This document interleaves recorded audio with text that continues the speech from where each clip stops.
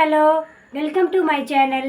நாம் இன்றைக்கி இந்த சேனலில் நம்ம வீட்டில் தக்காளியே இல்லை, எப்படி சட்னி அரைக்கிறது அப்படின்னு கஷ்டப்படுறவங்களுக்காக தக்காளியே இல்லாமல் சூப்பராக ஈஸியாக டேஸ்ட்டாக எப்படி சூப்பராக ஒரு சட்னி அரைக்கிறதுன்னு பார்க்கலாம். வாங்க வீடியோவுக்கு போகலாம்.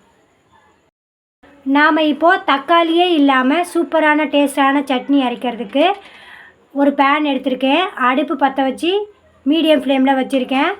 பேன் நல்லா சூடு ஏறினதுக்கப்புறம் 2 டேபிள் ஸ்பூன் அளவு எண்ணெய் சேர்த்துக்கிறேன். நான் எங்கள் வீட்டில் கடலை எண்ணெய் தான் ஆட்டி வச்சுருந்தோம், அதனால் நான் கடலை எண்ணெய் சேர்த்துக்கிறேன்.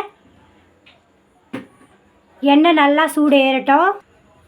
எண்ணெய் நல்லா சூடு ஏறினதுக்கப்புறம் 1 ஸ்பூன் உளுத்தம்பருப்பு, 1/2 ஸ்பூன் கடலைப்பருப்பு சேர்த்துக்கிறேன்.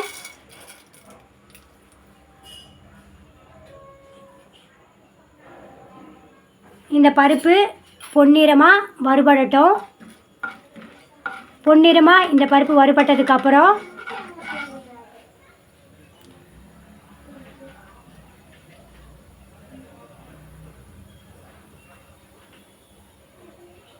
சின்ன வெங்காயம் ஒரு 100லேருந்து 150 கிராம் உரித்து வச்சுருக்கேன். நான் அந்த வெங்காயத்தை இவங்க கூடவே சேர்த்துக்கிறேன்.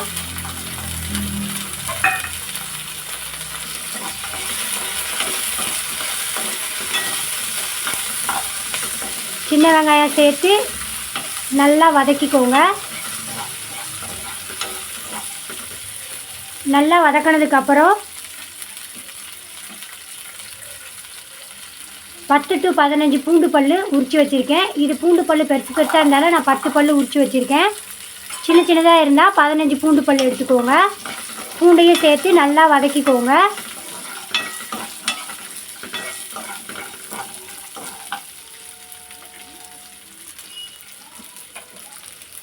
வெங்காயம் பூண்டு நல்லா வதங்கட்டும். வெங்காயம் பூண்டு கூடவே காரத்துக்கு காஞ்ச மிளகாய் சேர்த்துக்கலாம். உங்களுக்கு காரம் எவ்வளோ தேவையோ அந்த அளவுக்கு சேர்த்துக்கோங்க. எங்களுக்கு காரம் கம்மியாக போகுது, அதனால் 4 வரமிளகாய் சேர்த்துக்கிறேன். ஒரு காஷ்மீர் சில்லி சேர்த்துக்கிறேன். சேர்த்துட்டு இப்போ நான் நல்லா வதக்கிக்கிறேன்.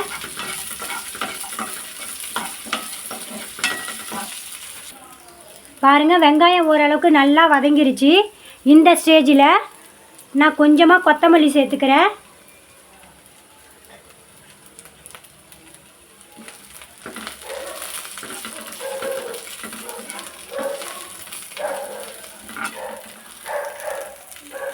கொத்தமல்லி சேர்த்துட்டு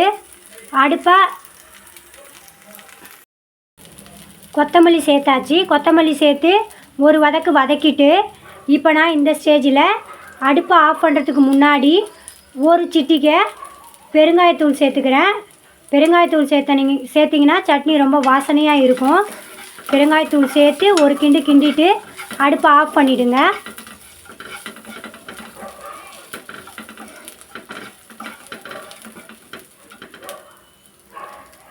நம்ம கட்டி பெருங்காயம் இருந்து சேர்க்கணுன்னா நம்ம பருப்பு மிளகாய் சேர்க்கும் போதே கட்டி பெருங்காயம் சேர்த்துக்கோங்க. நான் தூள் சேர்த்ததால் எல்லாம் வதங்கினதுக்கப்புறம் லாஸ்ட்டாக சேர்க்குறேன். நம்ம தூளை முதல்ல சேர்த்தா பெருங்காயத்தூள் நல்லா வதங்குச்சுன்னா கசப்பு தன்மை வரும். அதனால் நான் லாஸ்ட்டாக சேர்த்து அடுப்பை ஆஃப் பண்ணிடுறேன். இப்போ இது சூடு ஆறுனதுக்கப்புறம் நம்ம சட்னி அரைச்சி எடுத்துகிட்டு வந்துடலாம்.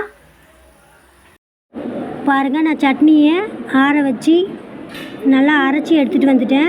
டேஸ்ட்டுக்கு நான் உப்பு சேர்த்து அரைச்சி எடுத்துகிட்டு வந்திருக்கேன். இப்போ நாம் இதை நல்ல ஒரு தாளிப்பு போட்டுக்கலாம்.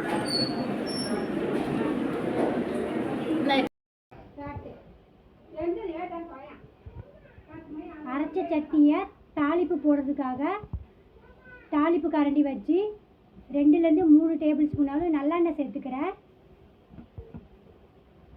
எண்ணெய் நல்லா சூடு ஏறட்டும். சூடு ஏறினதுக்கப்புறம் கொஞ்சமாக கடுகு, ஜீரகம், உளுத்தம்பருப்பு சேர்த்துக்கிறேன்.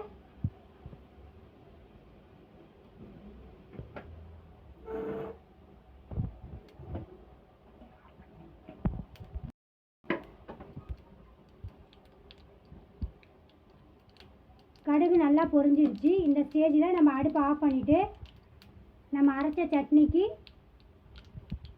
ஒரு தாளிப்பு போட்டுக்கலாம்.